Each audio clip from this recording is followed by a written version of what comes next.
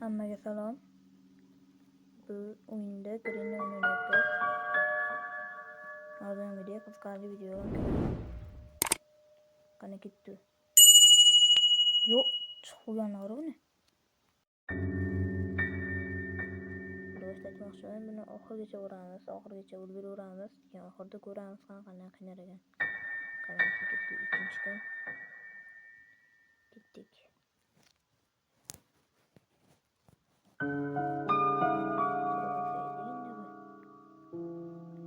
İkinci güne boshlandi qani. Ketdi. Faqat chiqib yuraman, faqat chiqib yuraman.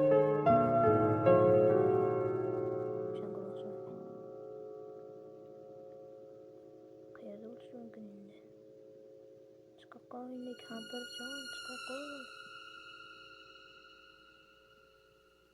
Mashtan chiqsa kerak. Bu mana zindan chiqibdi. Kutamiz, bog' qochamiz. Ketdi. Ko'z tezroq. Da yashonamiz. O'zi do'stlar, men hozir turaman. 5-kunda davom ettiramiz. Mana 5-kundan boshladik. Mana 5-kundan oldi bersak. Ana ketdik.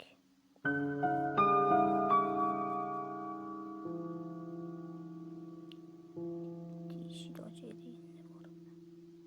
Dedoq chiqib ketdik. Dagansa yetamiz, dagansa.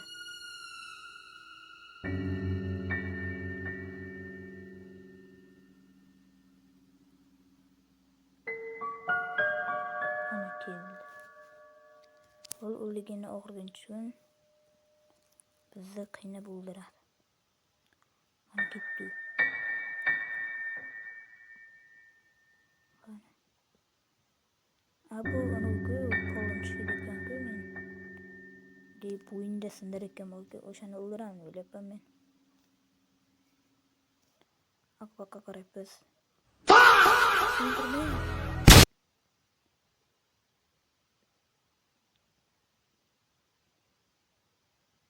Bitta shapot ursa shunchalik qilib ketami.